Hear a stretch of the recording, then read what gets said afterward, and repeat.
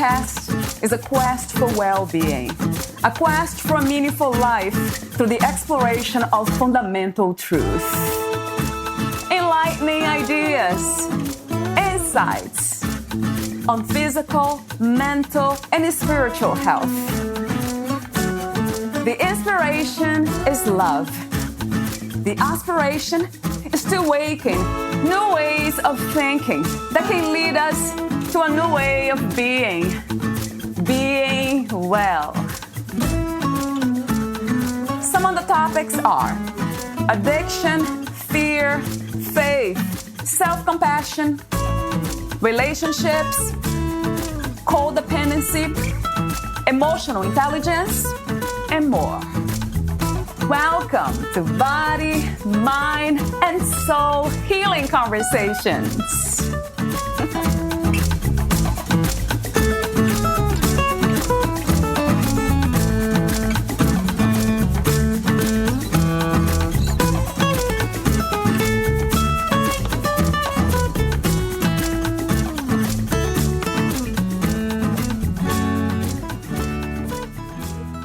According to the U.S. State Department, 600,000 to 800,000 people are trafficked across international borders every year, of whom 80% are female and half are children. However, both the international arena and human trafficking for labor, as separate from trafficking for sexual purposes, are too vast for this episode to cover.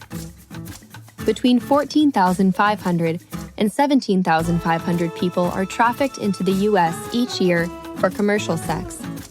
Yet, it has been estimated that 2/3 of sex trafficking victims in the United States are U.S. citizens, bringing the numbers of new recruits to estimated 50,000 each year. The average age a teen enters the sex trade in the U.S. is 12 to 14 years. Poverty and a lack of education play major roles in the lives of many women in the sex industry. Many victims are runaway girls who were sexually abused as children. California harbors 3 of the FBI's 13 highest child sex trafficking areas on the nation: Los Angeles, San Francisco, and San Diego. The National Human Trafficking Hotline receives more calls from Texas than any other state in the U.S.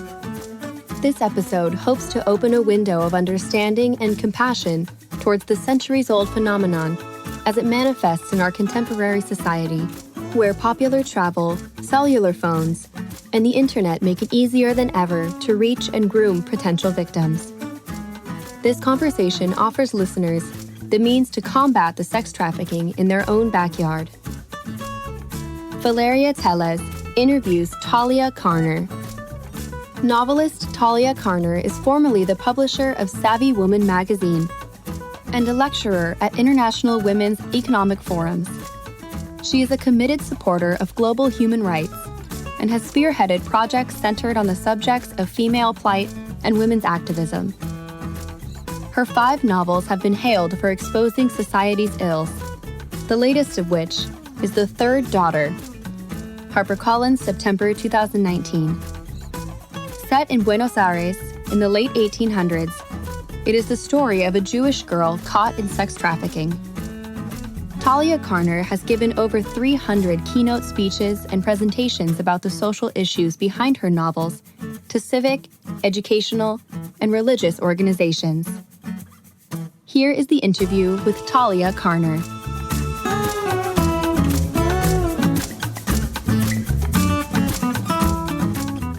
In your own words, who is Talia Carner? I am a novelist, a woman, Jewish. I would say those are the 3 words that would define me the most and best. Right. Great. Before I begin to ask you questions about your book, The Third Daughter and Human Trafficking, I have a few warm-up questions. The first is, what is another word for life? Courage, curiosity, and compassion put together gives a meaning to life. Yeah, beautiful. What inspires you to be a good person, to do good in the world, Talia? my own self-reflection. As I can think about myself, I would like myself. And I would think that that's my greatest motivation, is that self-awareness and self-censoring and my own inner values of what's right and what's wrong. Right. What do you think is the world's greatest need? That is the toughest question because it's easy to say to just love humanity, but that's not realistic and it's not possible. As long as there is war and strife and misery around the globe, that will continue, because we can put out the fire in one spot and see fire flaring up somewhere else. And maybe it's a way of the universe to somehow keep the population in check, as sarcastic and terrible as that is. Right. But yet I personally cannot say that I can let it go and say, okay, that's part of what's happening in the world, so allow that human suffering to continue. Wow. What the world needs, can't even say peace because of that reason. What do we want to feed our planet with the resources we have? Yes. So in order to do that, we need to forgo a lot of this craziness of organic food, for example, because every bite of organic food that I put in my mouth, I deprive 10 other people of just their first meal and only meal of the day. Wow. So yes, we cannot afford to feed the entire planet with some well-chosen luxuries. Right. Wow. That is interesting, because one of the things that you just mentioned that inspires you to be a good person, and you mentioned self-knowledge, and then the world's greatest need, it might be self-knowledge too. It goes back to the self, knowing ourselves. Do you believe in God? No. Why not? I just don't believe in it. It's something I probably stopped believing in his existence when I was about 8 years old. Right. And in a way, I've envied over my lifetime, people who believe in God, because it's so comforting to them to think that there's another entity there, whether it's God, whether it's Jesus, whether it's Buddha, whether it's Mother Earth, whether it's whatever, the planet somewhere that is sharing their pain or suffers for them or sees them at their glory. And, if I've encountered a couple of situations where parents, let's say, lost a child. Yeah. And they say, well, my child is now with God, and they feel somehow good about it, or they feel comforted. Yeah. I cannot begin to understand the pain of losing a child, but there's no way I could have found comfort anywhere other than just feel that horribly acute pain never easing. Another thing, I used to dance ballet for many years, and at one point in school was beautiful. I was already an adult, mature woman. Yeah. There was a beautiful dancer, both physically and her dancing. And I used to like to, when you do it diagonally across the floor, doing those huge gazelle-like leaps, I like to do that ahead of her so I could turn and see her coming towards me. Mm-hmm. And there was this glow on her face. And one day I said that to her. I love the way you leap with glow on your face. And she said, it's because Jesus is watching me. Mm. And I said, well, I wish he watched me too. So I can only say I envy those people who have that, but it's just not there. You can't force belief like that. Right, absolutely. No, the Inquisition tried. There have been so many wars over religion that forced one nation to take over a religion of another with a threat of death. They did kill. I just don't get it. So true. Do you have any mystical beliefs? No.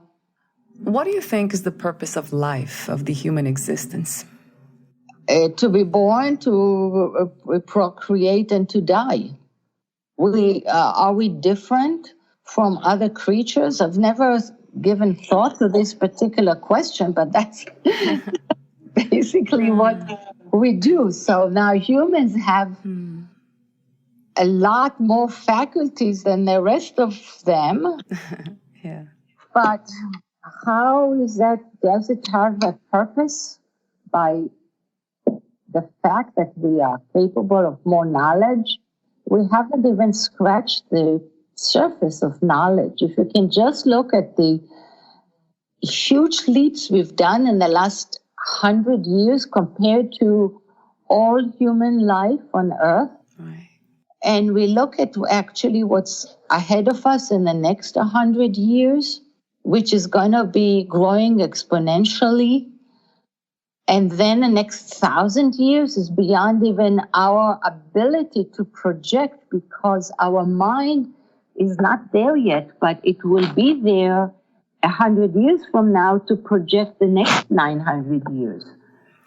It's so fascinating the way you answered that question. What is the difference between us and the rest of the beings on planet Earth? What is the purpose of your life? I'm not sure I have an answer. I don't think of myself that way. I think of myself in more centrist, self-centered, selfish ways. And that is, what do I want to do? Right. And I do mostly with some restrictions. I do what I feel like doing, and that is I've always developed my career. I do have a family. I have a husband for 40 years. Wow. So, and we have grown children, 4 children. So we have a very close-knit family. But it was never my purpose in life. Even though I'm a good parent and my husband is a good parent and we have a good marriage, a love marriage, that has never been the purpose. The purpose was for me to be the best that I can be, and then it's project towards the next people around me and gets bigger. So it goes in maybe concentric circles, Right. or ebbing circles. They are different, concerti. But it's then develops, what attracts me is to do interesting things. So I never stop learning. For example, I speak French, but not very well. So in this past 6 years, I go to Paris, I go to school, but also I do online exercises every single day. Yeah. This week, I would say, I have had my very first, something that I've never even thought I was going to do. Because I always say that if there's life after life, I want to come back as a comedienne. Right. And I'm a very serious speaker. I do a lot of public speaking, but on very serious issues, as we are going to discuss shortly. Right. But we have a party tomorrow night. And we were assigned roles, and I was assigned the role of telling jokes. I said, oh my God, the last person, I said to the host, you can't do this to me. He said, no, you could do that. And I was shocked. So I actually prepared a skit. I tested it on Tuesday with my Toastmasters group. This is another thing I always study. And I got a lot of laughters. So last night I was at a small party of about 14 people. Right. And I felt good, and it came in a conversation that this is what I'm doing this coming Saturday. Yeah. And a woman said, do you want to test it or not? And I said, okay, these are a group of strangers. I would really take courage. And what I want to do in life is do the things that are uncomfortable, that take incredible courage. I can fall on my face. I did this, and it went extremely well. Wow. So everybody was laughing so hard. So now I'm really ready to present tomorrow night. Something new that I don't have to wait for life after life. I'm going to do my first stand-up tomorrow night. It's a 5-minute skit. So here we are. Who knows what's coming next in my life? I keep surprising myself. Wow. That's beautiful. And that's life. That's life being life. Yeah. And you're flowing with it. That's so wonderful. Yes. I try not to say no to life. Yeah. Opportunities, things that come my way that I think are it's so easy to say no. Oh, it's not for me, or I don't do that, or I'm not comfortable. It's outside my comfort zone. Oh, give it on to me on whatever is outside my comfort zone, and I will see whether it works for me. Right. At least try, I tell you. Yeah. That is so wonderful. What a great message. So let's talk about the subject in your book, The Third Daughter. What was the inspiration to write the novel? And can you give us a brief summary of what is in the book? Okay, there's two questions that I'll start with the easy, short one, and that is, what is the book about? Right. It is set, The Third Daughter is set in Buenos Aires in the late 1800s. It's a story of a young woman lured from Russia, from the shtetl being a village, very poor Jewish village, with the false promise of marriage, and then forced into prostitution in Buenos Aires.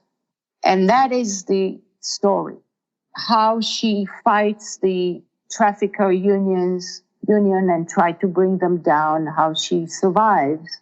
Wow. And remains hopeful and actually remains religious. You and I talked about religion. So that's one of the form in which I envy those who have faith. Now, back to the first question, what inspired me to write a particular story? And it comes from different directions. I will try to summarize. In 1995, I was at the International Women's Conference in Beijing when I heard a Filipina, an aging woman who had been captured during World War II by the Japanese army, and like tens of thousands of other young women in the Pacific Rim, was put into comfort stations for the sexual comfort of the Japanese soldiers. And this woman, decades later, now in her 70s perhaps, was trying to seek justice and to seek an apology from the Japanese government, an apology that was not forthcoming.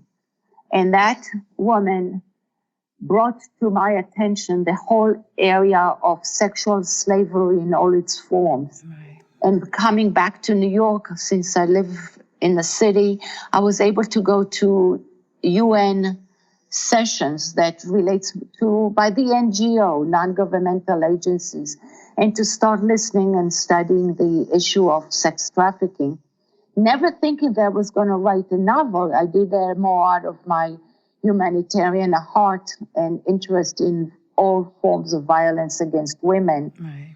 Unrelated to all of that, I somehow in the background had heard about sexual slavery of Jewish women lured during that period of time, late 1800s, early 1900s, from Eastern Europe, that was plagued by pogroms.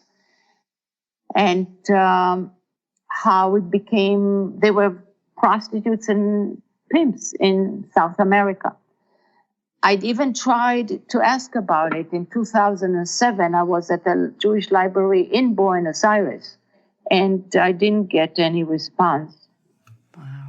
And I wasn't going to look into this at all when in 2015, I was looking into the short stories. I was going to see Fiddler on the Roof, yet again, the play. And having grown up in Israel, I always knew that Tevye had 7 daughters. I studied Sholem Aleichem's stories in school. That was Hebrew literature. Right. And I always knew he had 7 daughters. So I thought, let me get the book. And I found it in English and then later in Hebrew. The short stories the Sholem Aleichem wrote, and I started reading those Tevye stories. The way the author had structured those stories were he was supposedly going on a train, traveling on a train in Russia, and different people, characters that he met, told him their stories mostly in monologues. So occasionally interjected a question, but very rarely. So Tevye, according to that, came on the train and it would say, "Oh, Mr. Arthur, here you are again. Let me tell you what happened to my next daughter." And that's how the stories came about.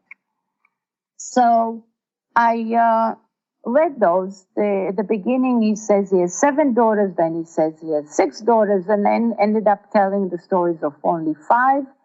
So as I lived through the book of short stories called the Railroad Stories, I come across another short story called The Man from Buenos Aires. And it's about this sleazy character, a horrible person who's bragging to the author about his riches and his business successes. And he's a businessman all over the world, headquartered in Buenos Aires, but is now traveling in Russia because he's looking for a virtuous Jewish bride. And I immediately knew what it was. He would not reveal to the author, even though he kept probing him, "What's your merchandise? What is this that you do? What is the business that you say you have the police in your pocket? What is it?" And he keeps on just this chattering guy. Refuses. By the way, this short story is now on my website, available in my new translation, so your listeners can find it. At any rate, that story had been written in 1909. I put it down and went to my computer, to modern day Google. Yeah. And within minutes, I was printing out dozens of articles about this union, which I didn't even know was named Zwi Migdal, Zwimigdal. And I learned that it was legal and that it operated with impunity for 70 years. Amazing. And from that point on, I was a goner. I can talk about it more, but basically what was the inspiration? This is what it was. And then I struggled with myself, even as I was starting to write this story. I kept on struggling, and even my husband said, "We have all these friends in Argentina. How can you do this to them?" And I just didn't know what to do. I tried to write a story about the Filipina that I heard about her story that happened in Japan, and it wasn't coming through. And then one day, my late mother, had been an artist in Israel, very successful one. And I have a lot of her paintings. And my favorite one is one that's she named The Tango Dancers. Mm. And when I pass by my mother's paintings, I very often just touch the corner because I know that her fingers were on them. They are old paintings. So one day I'm touching this painting of the tango dancer, and I said, "They're not dancing tango. This is a pimp and a prostitute." Mm. She's sitting, looking away from him. So they're not dancing, and all of a sudden it dawned on me, and the way they're dressed, very, very Spanish looking. I said, this is my story. Wow. So, I say I don't believe in mystical things. I don't believe in messages from the other world. My mother never did, so I would be insulting her memory if I said that she sent me a message, because neither one of us believed in those things. But all of a sudden, I felt calmness, this struggle that I had about telling this story kind of evaporated. Never completely, but by far less intense than it had been. And I was much more comfortable just letting the story take its course. Wow. That is incredible when you say, yeah, like not believing mystical things, but you never know. Yeah, like it's a mystery, isn't it? Life, how everything comes together. And because you are somebody who lets life guide you, then it's more likely that you're being guided by the mysterious forces. How is sexual subjugation different from sexual slavery and sex trafficking? They are all part of the same thing. I don't know that one is a subset of the other.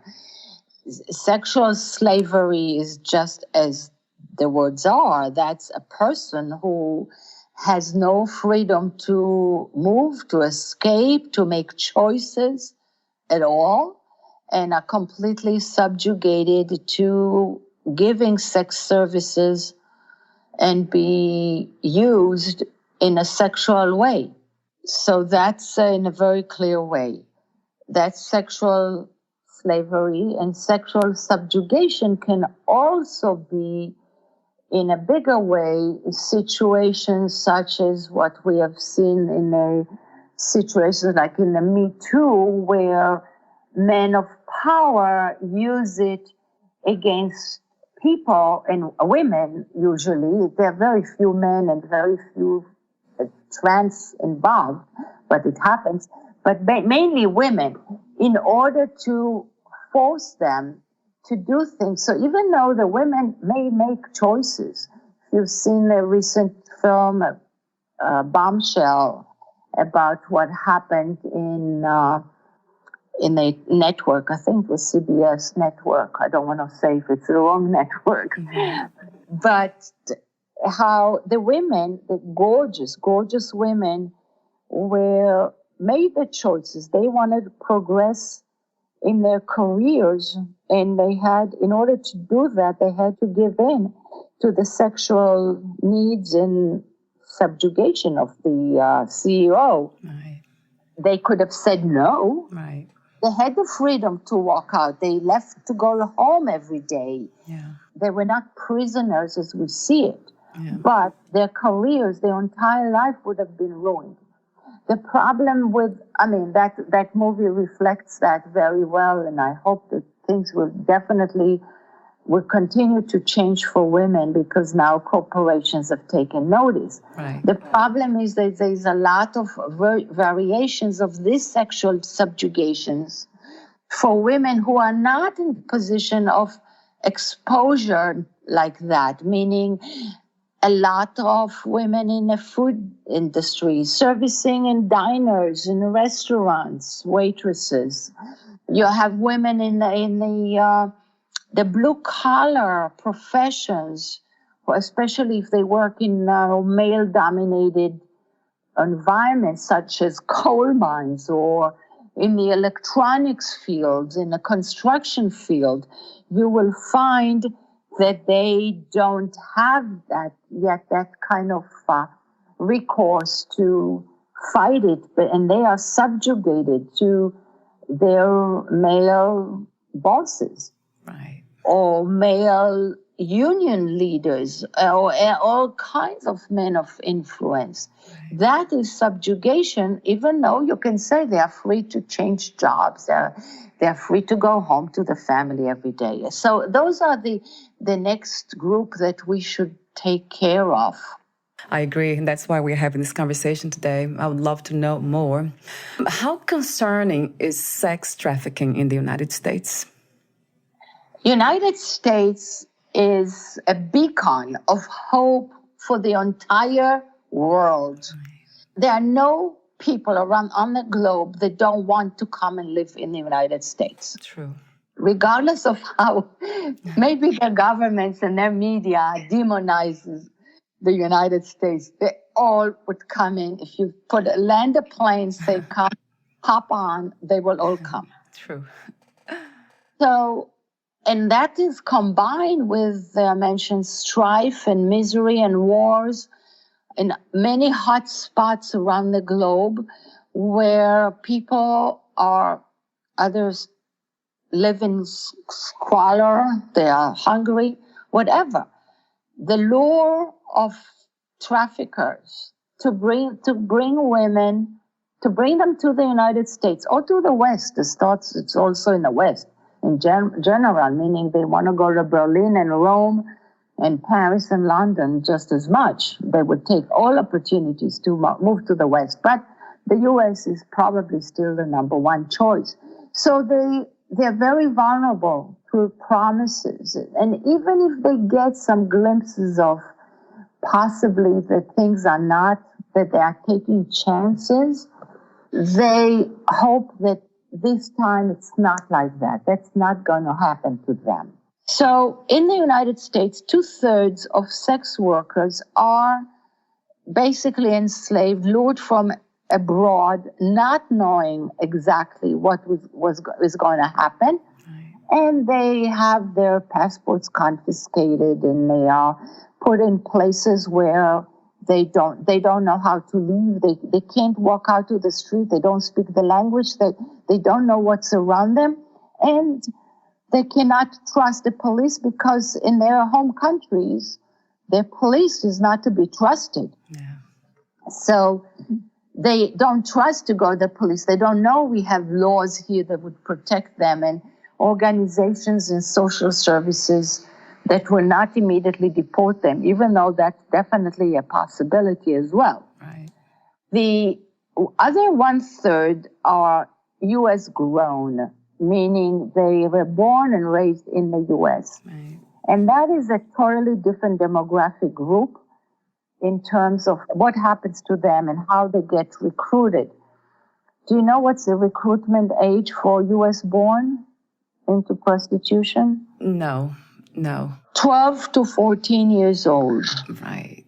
Which means that they are in school.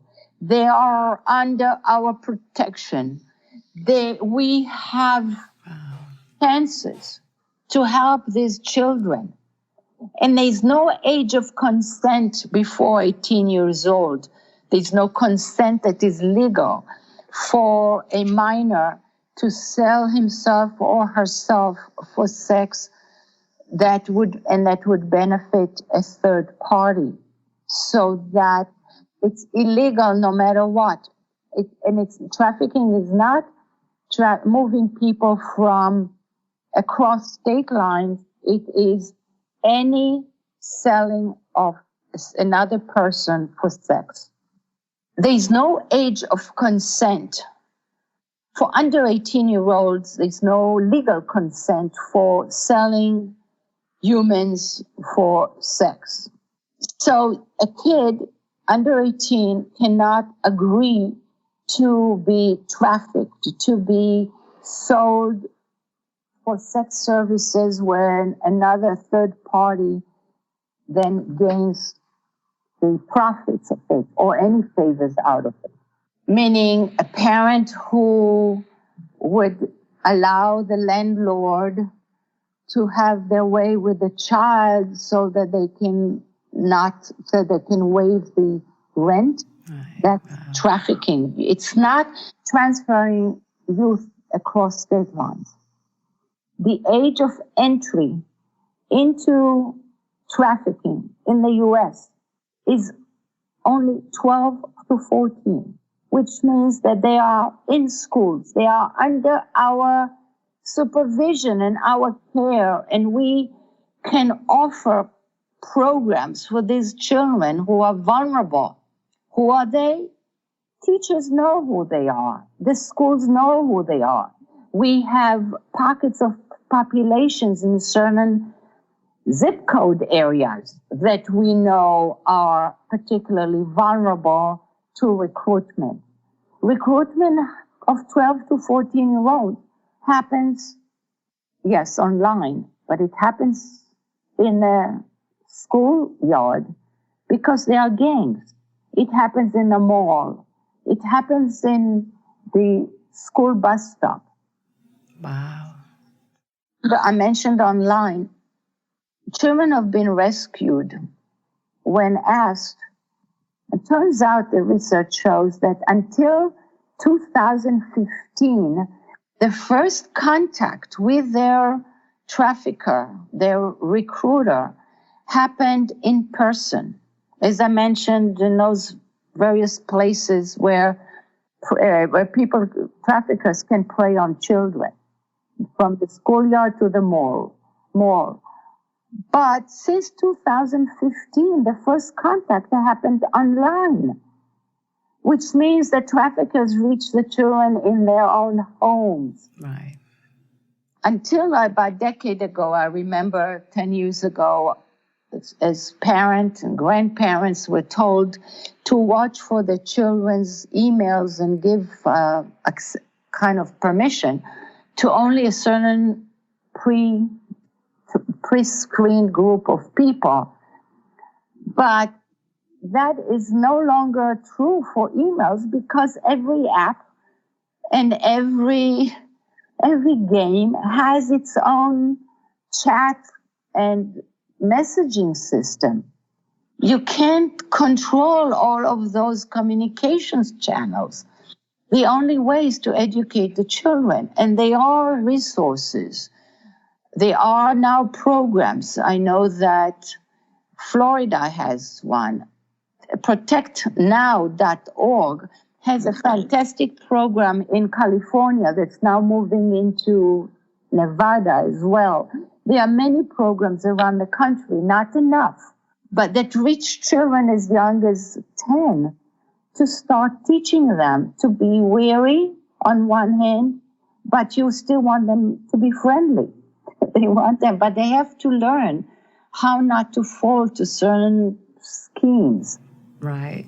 They also teach children to watch right in their own school. For example, let's say a girl who comes from a poor family, there's a crisis, you know that things are not going well, and all of a sudden she has a very expensive iPhone. Mm. And maybe she says that she tells everybody how she has an older boyfriend who takes her to clubs and he shows her things, and he really, she's been the most unpopular girl, and now she's the one who gets to go places. And kids, teenagers are being taught now in school to use that observation not in a judgmental, bitchy way, as girls in that age can be really horrible, but rather in a compassionate way and through a very specific protocol. Which of the teachers they should approach with that? What does the teacher do about it? How do those students get together and have a conversation among themselves and with that particular child about what is going on? So there are ways to deal with that and save those children one by one. So that's a very different population from the usually adult, meaning at least they are 18 years old, who come from abroad and are being subjugated here in the United States. So that's as you saw on my website, there's quite a lot to learn about that. Oh, yes, yeah. In a way, there are different kinds of trafficking. You just mentioned those local trafficking that could happen in our homes, schools, also commercial sexual trafficking, and familiar trafficking. Is local trafficking and familiar trafficking the same? Yeah, I wouldn't call the word local because I will differentiate between U.S. born and foreign born people who are trafficked. Okay, that's the difference then. Okay. Yes, not local, because they can, for example, we have just had Super Bowl last weekend. In all of the major sports events, there is a spike in the demand for sexual services, and in fly in the traffickers with their merchandise to respond to this. Yeah. There was a Super Bowl just last weekend. And as in all major sporting events, there is an increase in the demand. And with that spike, fly in the traffickers with their merchandise to respond to this demand.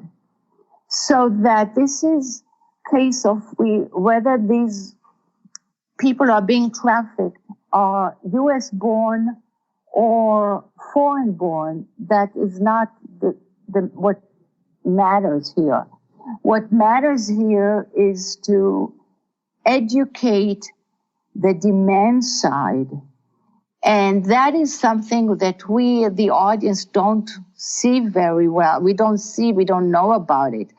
But many of those admired players and owners of teams and people who are involved on that end do public service announcements that when we see the commercials on our end on TV at home, they run those PA announcements and tell the public there, the spectators, who are mostly men, that regardless of these women's behavior and the way they dress and how they solicit, that there is a third party who actually benefits, who actually takes the money, and that these women are not free. They are forced to act and behave this way.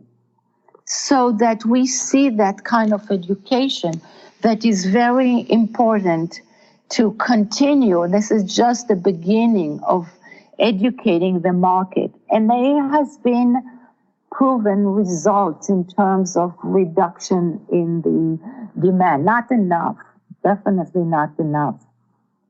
I really like the way you talked in that article about changing focus and then trying to follow the Swedish model more and focus on addressing the demand.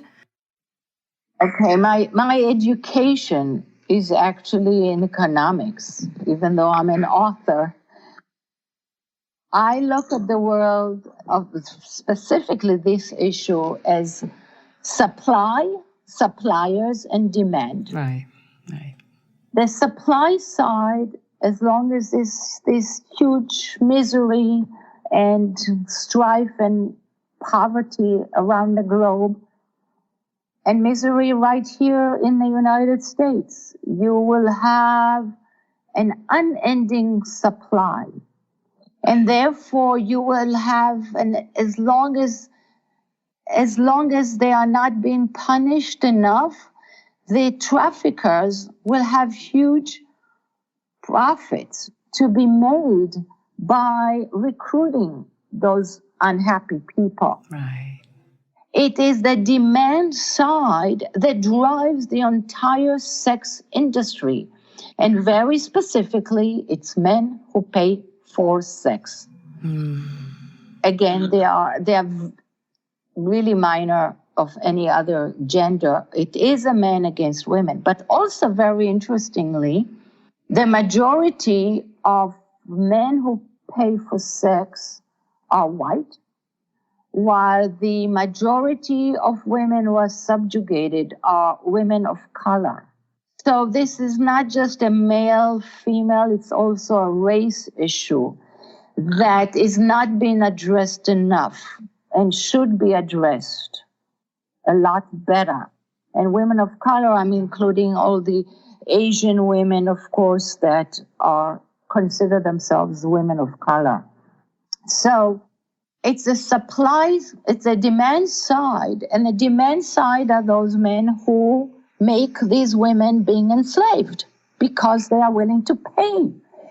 And they are the ones who are most vulnerable, actually. These men are most vulnerable if we address them directly. Right. Meaning, no man wants to come home and tell his wife that he was fired from his job because he used the conference last night where he went to use his room to entertain a prostitute.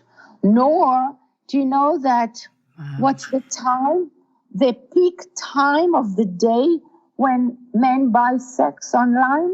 No. I'm not talking pornography. I'm talking make arrangements for sexual encounters.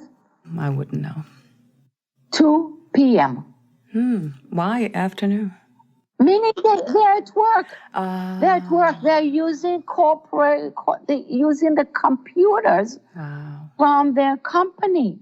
Well, companies now have policies in place against using any of the company's resources, be it computers, time away from and on conferences, trucks, facilities of any form. There is an organization called bestproject.org, and that is business ending sex trafficking. And they have on their website the wording, a few pages that every human resource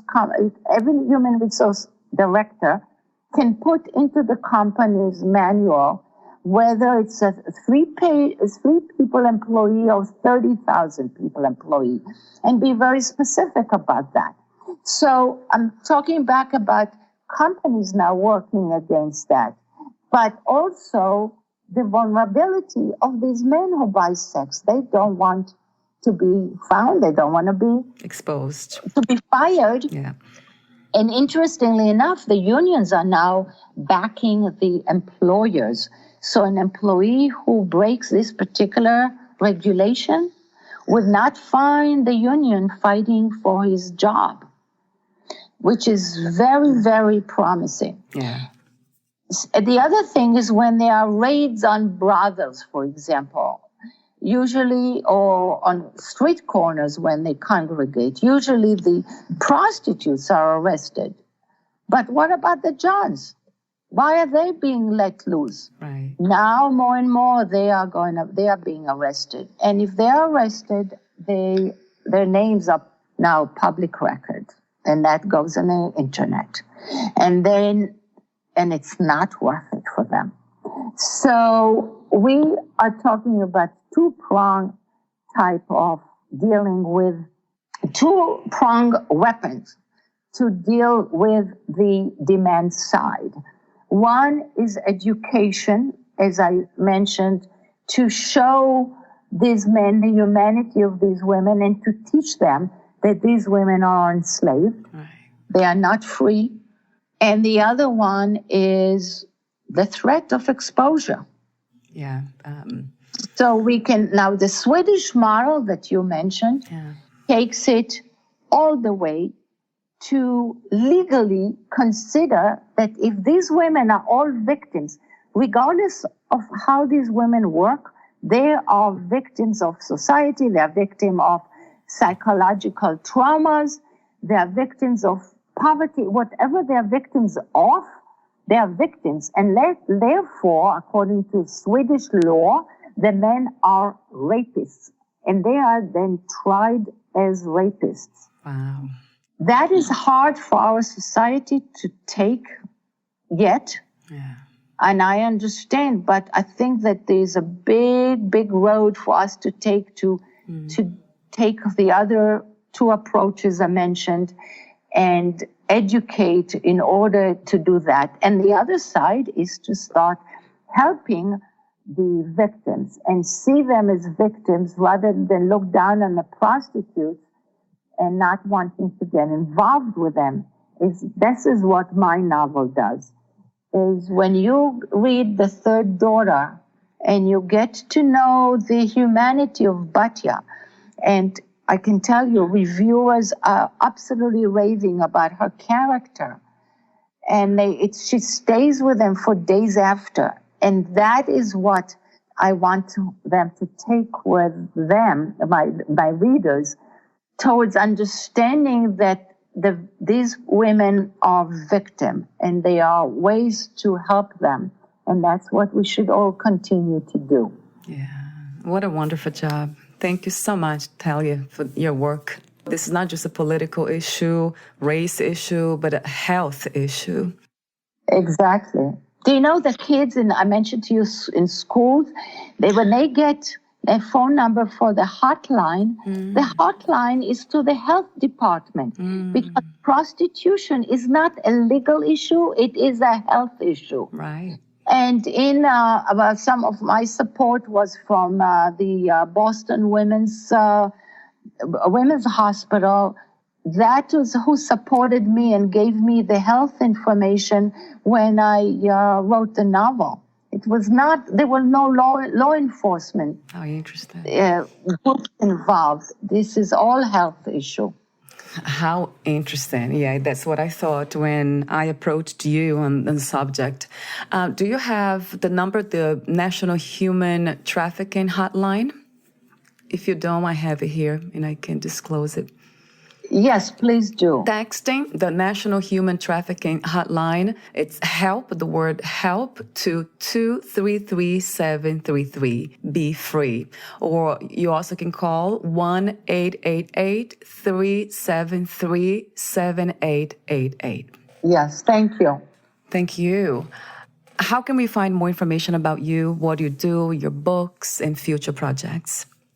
My website has everything, including my book tour, where you can all come. I speak to many, many groups very often on my website, www.taliacarner.com. That is TALIACARN as in Nancy, ER.com. You can read the first chapter of all of my novels, including The Third Daughter. You can listen to this interview one day and others as well. And you can read the short story if you would like. I mentioned The Man from Buenos Aires. But most importantly, perhaps, is go to the activism page of what can you do to take action against sex trafficking. And you can learn a lot, and there are a lot of links into local groups, or you can find out national groups that has local chapters, and you can do something. There's a lot. There are about 3,000 groups around the United States who deal with anti-sex trafficking. So you can find ways to learn and to work and contribute to anti-sex trafficking in your own backyard. Right. Wonderful. Thank you so much again, Talia, and I'll talk to you soon. Thank you. Bye for now. Okay, bye.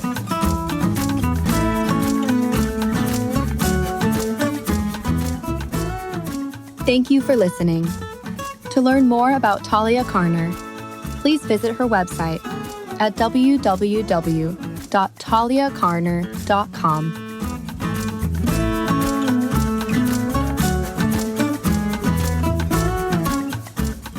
To learn more about this podcast, please visit fitforjoy.org/podcast. I want to thank the Patreon members, Lawrence McGrath, Mark Basden, Terry Clayton, and Aidan Bickrock. Thank you again for listening, and bye for now.